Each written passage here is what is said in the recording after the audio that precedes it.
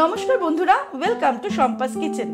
আজকে আপনাদের সাথে শেয়ার করব অন্যতম সেরা স্বাদের বাদশাহী রান্না নবাবী পটলের রেসিপি। যেমন নাম তার তেমন স্বাদ। তাহলে চলুন দেখে নিই অভিনব এই পটলের রান্না কিভাবে খুব সহজে আমরা বাড়িতে তৈরি করব। সবার প্রথমে আমি 500 গ্রাম পটল নিয়ে নিয়েছি। পটলগুলোর খোসা ছাড়িয়ে নিয়েছি, তারপর ভালো করে ধুয়ে জল ঝরিয়ে নিয়েছি, আর পটলের দুদিকটা কিন্তু চিড়ে চিড়ে নিয়েছি। এবারে পটলগুলোর মধ্যে একটু নুন হলুদ মাখিয়ে নেব। হাফ টিস্পুন নুন দিয়ে দিলাম আর হাফ টিস্পুন হলুদ দিয়ে দিলাম। পটলের গায়ে নুন আর হলুদটা খুব ভালো করে মাখিয়ে নিয়েই আমরা মূল রান্নায় চলে যাব। এবারে একটা কড়াইতে আমি রিফাইন্ড অয়েল গরম করেছি। যেই তেলটা গরম হয়ে যাবে তার মধ্যে আমি নুন হলুদ মাখানোর পটলগুলো ভেজে নেব। মিডিয়াম ফ্লেমে পটলগুলোকে খুব ভালো করে উল্টে পাল্টে ভেজে নিতে হবে। পটলগুলো খুব ভালো মতোই ফ্রাই হয়ে গেছে। এবার একটা প্লেটের মধ্যে আমি এগুলোকে তুলে নিলাম।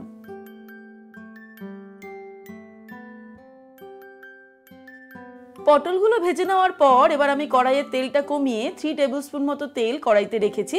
তবে আপনারা চাইলে রান্নাটা কিন্তু ঘিতেও করতে পারেন। এর মধ্যে ফোড়ন দিয়ে দেবো শুকনো লঙ্কা, 2টো তেজপাতা দিয়ে দিলাম, গোটা জিরে দিয়ে দিলাম হাফ টিস্পুন, আর সামান্য গোটা গরম মশলা দিয়ে দিলাম। তার মধ্যে নিয়েছি এলাচ, লবঙ্গ, দালচিনি, গোলমরিচ আর জয়িত্রী। এবারে আমরা ফোড়নটাকে ফ্রাই করে নেব 15-20 সেকেন্ড। আঁচটাকে একদম কমিয়ে নিয়ে এবারে আমি এর মধ্যে দিয়ে দিচ্ছি টমেটো পেস্ট। একটা মাঝারি সাইজের টমেটো পেস্ট করে এর মধ্যে দিয়ে দিলাম। দিয়ে দেব হাফ টেবিল স্পুন পরিমাণ আদা বাটা, জিরের গুঁড়ো দিয়ে দিচ্ছি 1 টিস্পুন, 1 টিস্পুন নুন দিয়ে দিলাম, আপনারা স্বাদ অনুসারে দেবেন, আর 1 টিস্পুন চিনি দিয়ে দিলাম, এটাও আপনারা স্বাদ অনুসারে দেবেন, আর হাফ টিস্পুন দিয়ে দিচ্ছি লঙ্কার গুঁড়ো। এবারে মশলাটাকে খুব ভালো করে মিডিয়াম ফ্লেমে কষিয়ে নেব। মিডিয়াম ফ্লেমে 2-3 মিনিট কষাতেই মশলা থেকে তেল বেরিয়ে এসেছে। এবার আমি এর মধ্যে দিয়ে দিচ্ছি পোস্ত, কাজু আর চারমগজের পেস্ট। এই পেস্টটা কি করে তৈরি করেছি চলুন সেটা দেখে নিই। একটা বাটির মধ্যে নিয়ে নিলাম 1 টেবিল স্পুন পোস্ত, 2 টেবিল স্পুন নিয়ে নিলাম চারমগজ বা মেলন সিডস, আর কাজু বাদাম নিয়ে নিলাম 15-20টা।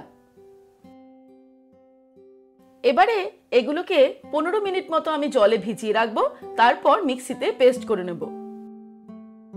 এবারে এর মধ্যে দিয়ে দেব ফেটিয়ে রাখা টক দই 2 টেবিল স্পুন। সবকিছুকে মেশাতে মেশাতে আরো ভালো করে এটাকে কষিয়ে নেব। তবে নুন ঝাল মিষ্টির পরিমাণটা আপনারা নিজেদের স্বাদ অনুসারে অ্যাড করবেন। ভালো করে মিশিয়ে নিয়ে আঁচটাকে একদম কমিয়ে দিয়ে এবার এটাকে আমি ঢেকে দেব 3 মিনিটের জন্য। 3 মিনিট পরে ফিরে আসছি। 3 মিনিট হয়ে গেছে, দেখুন মশলা থেকে কিরকম তেল বেরিয়ে গেছে। মশলাটা একদম কষানো কমপ্লিট। এবারে এর মধ্যে আমি দিয়ে দেবো ভেজে রাখা পটলগুলো। পটলের সঙ্গে মশলাগুলোকে মেশাতে মেশাতে আরো মিনিট 2 মিডিয়াম টু হাই ফ্লেমে এটাকে কষিয়ে নিচ্ছি। এবারে এর মধ্যে আমি অ্যাড করে দেব উষ্ণ গরম দুধ, যার মধ্যে আমি স্যাফরন ভিজিয়ে রেখেছিলাম। 1 কাপ পরিমাণ দুধ আমি অ্যাড করে দিলাম।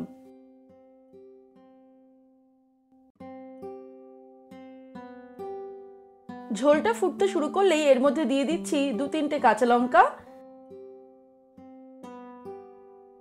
তারপর আমি এটাকে ঢেকে দেবো 5 মিনিটের জন্য মিডিয়াম টু লো ফ্লেমে। 5 মিনিট পরে ফিরে আসছি। 5 মিনিট হয়ে গেছে। এবারে এর মধ্যে ফাইনালি আমি দিয়ে দিচ্ছি হাফ টিস্পুন গরম মশলার গুঁড়ো, আর দিয়ে দিচ্ছি 1 টিস্পুন পরিমাণ ঘি। তবে আগেই বলেছি আপনারা চাইলে কিন্তু এই রান্নাটা পুরোটাই ঘিতেই করতে পারেন। ঘি আর গরম মশলাটা গ্রেভির সঙ্গে একটু মিশিয়ে নেব। তারপর আমি ওভেনটাকে অফ করে দিয়ে ঢেকে রাখবো আরো 5 মিনিট, যাতে এই সুন্দর ঘি গরম মশলার গন্ধটা গ্রেভির সঙ্গে ভালো করে মিশে যায়। তারপর আমরা গরম গরম নবাবী পটল গরম গরম ভাত, লুচি, পরোটার সঙ্গে সার্ভ করব। তাহলে দর্শক বন্ধুরা, কেমন লাগলো আজকের এই নবাবী পটলের রেসিপি আমাকে অবশ্যই কমেন্ট সেকশনে কমেন্ট করে জানাবেন, এবং ভালো লাগলে লাইক করবেন, আর সকলের সঙ্গে শেয়ার করতে ভুলবেন না। আর এরকমই দারুণ দারুণ রেসিপির আপডেট পাওয়ার জন্য এক্ষুনি আমার চ্যানেলকে সাবস্ক্রাইব করে নিন, আর বেল নোটিফিকেশনটা অ্যাক্টিভ করে নেবেন। ভালো থাকবেন, সুস্থ থাকবেন। আমি আবার হাজির হব নতুন নতুন রেসিপির সঙ্গে। নমস্কার।